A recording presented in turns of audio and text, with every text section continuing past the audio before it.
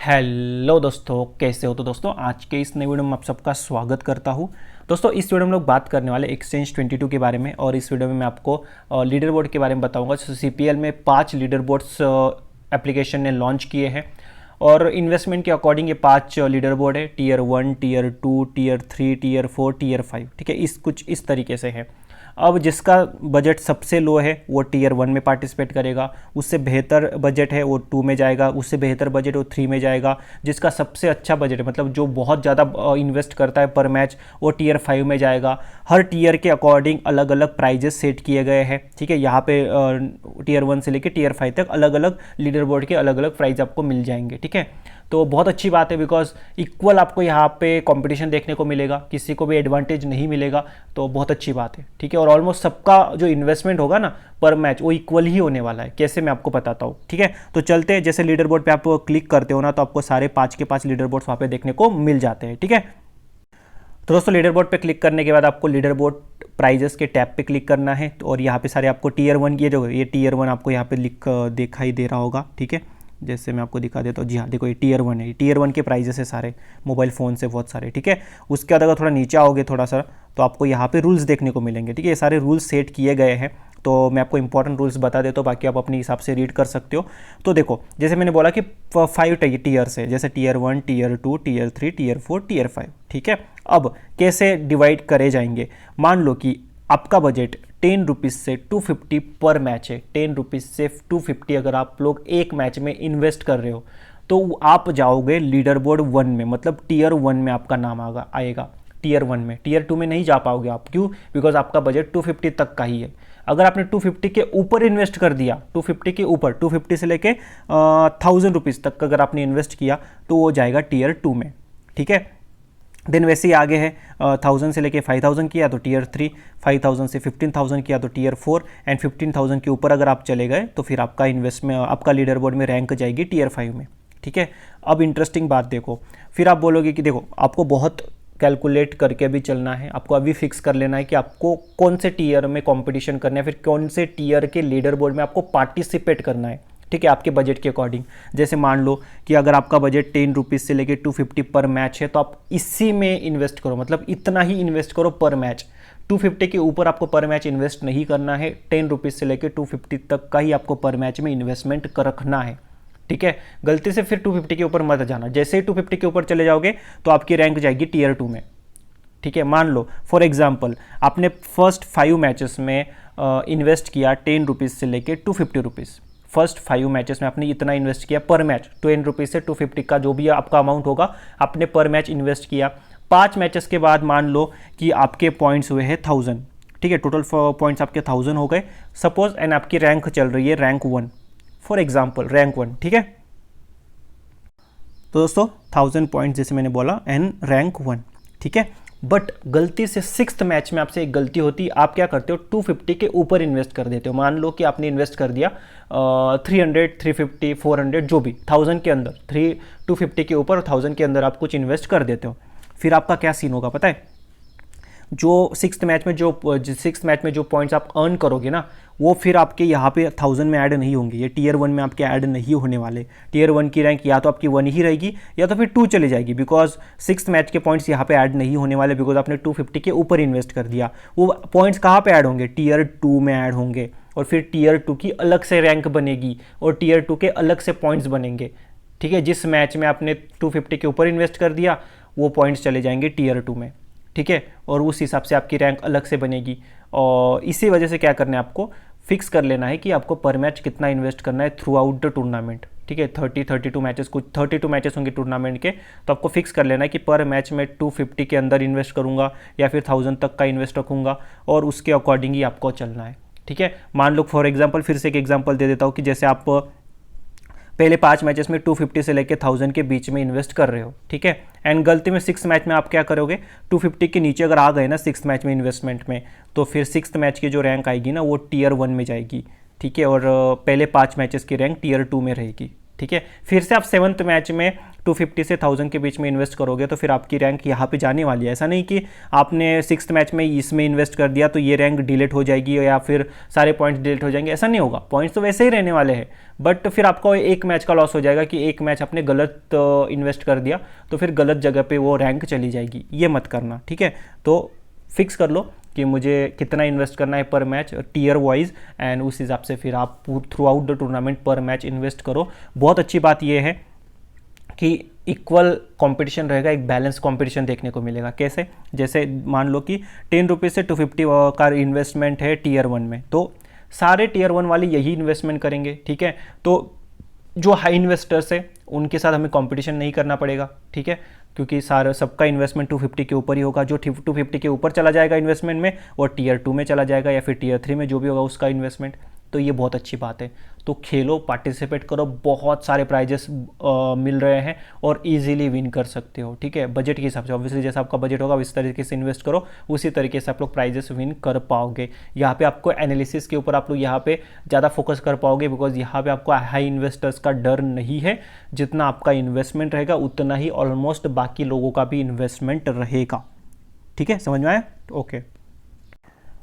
और एक इंपॉर्टेंट बात, सिर्फ और सिर्फ मल्टी बैगर के ही पॉइंट्स काउंट होंगे। मल्टी बैगर मतलब जैसे ही अगर आप यहाँ पे कैरिबियन प्रीमियर लीग के मैच पे क्लिक करोगे तो यहाँ पे देखो मल्टी बैगर आ गया है, इसी के पॉइंट्स काउंट होंगे, बाई सेल के पॉइंट्स काउंट नहीं होने वाले, तो उस पर मत जाना, ठीक है। मल्टी बैगर के ही पॉइंट्स काउंट होंगे। आप बाई सेल खेल सकते हो बट वो पॉइंट्स लीडर बोर्ड में नहीं जाएंगे। लीडर बोर्ड में सिर्फ मल्टी बैगर के पॉइंट्स जाएंगे और सिर्फ सीपीएल के मैचेस के जाएंगे। ऐसा नहीं कि आप बोलोगे भाई यार मैंने इंडिया वाले मैच में तो मेरे इतने बढ़िया पॉइंट्स आए थे, वो तो रैंक लीडर बोर्ड में शो नहीं हो रहे। कैसे शो होंगे? सिर्फ सीपीएल के लिए लीडर बोर्ड है, जो सीपीएल के मैचेस होंगे वही काउंट होंगे, ठीक है। तो वही है, जो नेक्स्ट मैच है सीपीएल का कौन सा है, ये सेल के वर्सेस टीकेआर, उस पर क्लिक करते चलते मल्टीबैगर में। अब जिसको मल्टीबैगर समझ में नहीं आता मैं आपको मल्टीबैगर एक्सप्लेन कर देता हूँ। तो हर बंदे की देखो, हर प्लेयर की यहाँ पे प्राइस क्या होती है, 10 रुपीज़ पर शेयर, 10 रुपीज़ पर शेयर, 10 रुपीज़ पर शेयर। आप कितने भी शेयर्स ले सकते हो आपके बजट के हिसाब से, ठीक है। अब यहाँ पे जितने भी प्लेयर लिस्टेड है ना, इनमें से जो प्लेयर सबसे ज़्यादा पॉइंट्स देगा मैच में वो बनता है मल्टीबैगर, वो बनता है मल्टीबैगर। इसी लिस्ट में इतने जितने यहाँ पे लिस्टेड प्लेयर्स हैं ना, वही वैसे 22 प्लेयर्स खेलते हैं मैच में, बट सारे 22 प्लेयर्स का नाम यहाँ पे नहीं होता है। प्लस कुछ ऐसे प्लेयर्स भी होंगे जो खेलेंगे ही नहीं इस मैच में, जैसे टीम डेविड शायद से इस मैच में अवेलेबल नहीं है, फैफ अवेलेबल नहीं है। देन उसके बाद अगर देखोगे तो थोड़ा ऊपर जाओगे तो आपको कॉलिन मुंडो शायद से नाम मिले। तो ये दो तीन प्लेयर्स नहीं खेलेंगे तो 14-15 प्लेयर्स ही बचते हैं। उनमें से आपको ऐसा प्लेयर पिक करना है जो सबसे ज़्यादा पॉइंट्स इस मैच में देगा। फिर आप बोलोगे यार 14-15 में से मैं कैसे एक ही प्लेयर पिक करूँ? नहीं, ऐसे कुछ प्लेयर्स पिक करो, 4, 5, 6, 7 प्लेयर्स जो आपको लगता है कि यार ये 6-7 प्लेयर्स में से ही कोई ना कोई मल्टीबैगर बन सकता है, जिसकी हाई प्रोबेबिलिटी है। और उन 6-7 प्लेयर्स के सबके आप थोड़े थोड़े शेयर्स ले लो, आपके बजट को डिवाइड करके। मान लो कि आपको 5 प्लेयर्स पिक करने हैं, ये 5 पिक्स, 1, 2, 3, 4, 5, ये 5 प्लेयर्स आपको लगता है कि इनमें से कोई ना कोई मल्टीबैगर बनेगा। आपका बजट है 250 का, 250 आपको इनमें डिवाइड करने हैं। एक शेयर कितने का मिलता है? 10 रुपये का शेयर मिलता है। तो 250 के कितने शेयर हो गए? करीबन आपके हो गए 25 शेयर, करेक्ट। 25 शेयर्स आप लोग ले सकते हो। 25 शेयर्स को आप इन 5 प्लेयर्स में डिवाइड कर दो, मतलब एक प्लेयर को कितने शेयर्स ले पाओगे आप लोग? 5 शेयर, 5, 5, 5, 5 एंड 5, ऐसे 25 शेयर्स आपने डिवाइड कर दिए, ठीक है। अब 5 आपने शेयर्स ले लिए। अब हर बंदे का अलग अलग रिटर्न है। जैसे देखो यहाँ पे एस्टिमेट रिटर्न लिखा होता है, 11.49 का रिटर्न है, 11.49 का रिटर्न है, यहाँ पे 14.56 का रिटर्न है, यहाँ पे 8 का रिटर्न है, उसका टियोन वेबस्टर का देखो 15 का रिटर्न है। अब ये है क्या? ये है ऐसी बात है कि निकोलस पुरन मान लो कि अगर सबसे ज़्यादा पॉइंट्स इस मैच में दे देते हैं, मल्टीबैगर बन जाते हैं, तो आपको रिटर्न कैसे मिलेगा? आपने अगर निकोलस पुरन का एक शेयर 10 रुपीज़ में लिया है तो आपको रिटर्न कितने मिलेंगे? 11.49 के हिसाब से आपको करीबन 114 रुपीज़ मिलेंगे एक शेयर के। 10 रुपये के आपके हो जाएंगे करीबन 110 रुपये, ठीक है, राउंड फिगर में आपको बोलूँ तो। अगर आपने 5 शेयर लिए हैं, मतलब आपने इन्वेस्ट किया है 50 रुपये, ठीक है, तो 114 इंटू 5 कर लो, 500 प्लस चले जाएंगे। 500 के आई थिंक 550 रुपये के ऊपर चले जाएंगे आपका प्रॉफिट। मतलब 50 आपने इन्वेस्ट किया, 550 के ऊपर आपको पैसे मिलेंगे अगर वो प्लेयर मल्टीबैगर बन जाता है तो, ठीक है। बट आपने क्या किया था? आपने 250 रुपीज़ इन्वेस्ट किए थे, 5 शेयर्स लिए थे इन 5 प्लेयर्स के, ठीक है। तो आपका टोटल इन्वेस्टमेंट कितना गया था 250 रुपीज़ का। इनमें से एक प्लेयर मतलब निकोलस पूरन बन गया, निकोलस पूरन ने आपको रिटर्न कितने दिए 550 रुपये। टोटल इन्वेस्टमेंट आपका 250 का था, आपको मिले कितने 550, फिर भी आपका 300 रुपये का प्रॉफिट हुआ। प्लस ये 550 रुपये पूरे के पूरे पॉइंट्स बन के जाएंगे लीडर बोर्ड में। लीडर बोर्ड में इसके अकॉर्डिंग आपकी रैंक ऊपर नीचे होगी, आपको ये पैसे तो मिलेंगे ही मिलेंगे, आपके वॉलेट में तो अमाउंट ऐड होगा ही होगा, प्लस लीडर बोर्ड में भी आपकी रैंक आएगी। ठीक है, इस तरीके से पॉइंट्स काउंट होंगे। तो जो प्लेयर मल्टीबैगर बनेगा वही उसी प्लेयर के रिटर्न्स के हिसाब से पॉइंट्स काउंट होंगे। ठीक है, प्लस अगर नीचे आप थोड़ा स्विच टू प्रीमियम करोगे तो स्विच टू प्रीमियम में है क्या, तो दोस्तों यहाँ पे प्रीमियम मल्टीबैगर में है क्या, 5 प्लेयर्स से सिर्फ होते हैं। जैसे अगर आप नॉर्मल मल्टीबैगर में बहुत सारे प्लेयर्स होते हैं, तो प्रीमियम मल्टीबैगर में सिर्फ और सिर्फ 5 प्लेयर्स होते हैं। अभी यहाँ पे एक सीन ये भी है कि एक शेयर का प्राइस यहाँ पे होता है 50 रुपीज़। जी हाँ, वहाँ पे 10 रुपीज़ का प्राइस था, यहाँ पे 50 रुपीज़ पर शेयर का प्राइस होता है, बट सिर्फ 5 प्लेयर्स होते हैं। इन 5 प्लेयर्स में से जो भी मल्टीबैगर बनेगा उसके पॉइंट्स काउंट हो जाएंगे लीडर बोर्ड में। ठीक है, तो आप दोनों एक साथ भी खेल सकते हो, आप मल्टीबैगर में भी लगा सकते हो, प्रीमियम मल्टीबैगर में भी लगा सकते हो, दोनों के पॉइंट्स इक्वल होकर आपके लीडर बोर्ड में आ जाएंगे, प्लस आपको पैसा भी मिल जाएगा। बट आपने जो प्लेयर सिलेक्ट करे हुए हैं वो मल्टीबैगर बनने चाहिए, ये बात याद रखना, वरना फिर आपने सिलेक्ट कर लिया निकोलस पूरन को और सबसे ज़्यादा पॉइंट्स दे दिए मैच में एंड्रे रसल ने, तो फिर बात खत्म है ना, फिर तो आपको रिटर्न नहीं मिलने वाला। तो ये समझने की कोशिश करो। ठीक है, और ये जो CPL है ना, यहाँ पे आपको बहुत अलग अलग बंदे ना लीडर मल्टीबैगर बनते हुए दिखते हैं, कोई भी हाईएस्ट पॉइंट देके चला जा सकता है। ठीक है, तो खेलो जरूर, बहुत इंटरेस्टिंग है। जो आपको 5, 6, 7 प्लेयर्स लगते हैं कि इनमें से कोई ना कोई मल्टीबैगर बन सकता है, जैसे टॉप ऑर्डर बैटर, ऐसे बॉलर जो डेथ में डालते हैं, ऑलराउंडर्स, उनको ट्राई करो।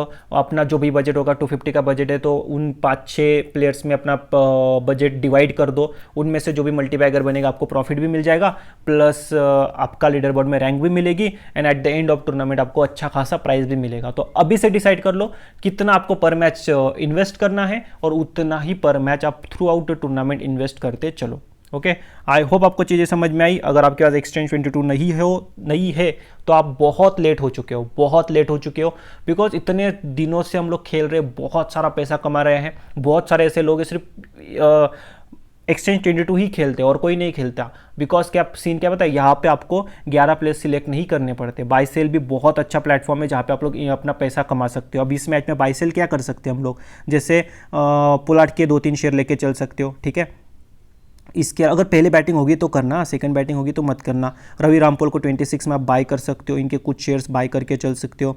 ठीक है, इसके अलावा अगर थोड़ा नीचे चलोगे तो मैं क्या सजेस्ट करूँ आपको, ठीक है मैं ज़्यादा यहाँ पे सजेस्ट नहीं करूँगा, बट हाँ आप यहाँ पे रवि रामपोल के 26 में कुछ शेयर्स बाय कर सकते हो, एंड देन आप यहाँ पे पोलार्ड के कुछ शेयर्स बाय कर सकते हो अगर पहले बैटिंग आती है पोलार्ड की तो। ठीक है, पहले मतलब TKR की पहले बैटिंग होगी तो करना। आप 26 में बाय किया, मान लो 2 विकेट ले लिए, 40 पॉइंट देगा, 26 रुपीज़ में बाय किया था, 14 रुपीज़ का आपको प्रॉफिट हो जाएगा। ठीक है, और बाकी प्लेयर्स कुछ भी करें हमें कुछ फर्क नहीं पड़ता। तो जो प्लेयर्स पे हम लोग पैसा लगाएंगे उन्हीं पे डिपेंड होगा, वही उनके हिसाब से हमें पैसा मिलेगा। तो ये बहुत अच्छा प्लेटफॉर्म होता है। 11 प्लेयर्स की प्लेयर टीम नहीं बनानी, 11 प्लेयर्स पे आपको डिपेंड नहीं होना और आप लोग बहुत सारा विन कर सकते हो। अगर आपके पास अभी भी एक्सचेंज 22 नहीं है, डिस्क्रिप्शन में लिंक मिल जाएगी, वहाँ से डाउनलोड करो, खेलना स्टार्ट करो। टेलीग्राम चैनल पे आ जाओ, वहाँ पे सारा गाइडेंस आपको थ्रू आउट द टूर्नामेंट मिलता रहेगा।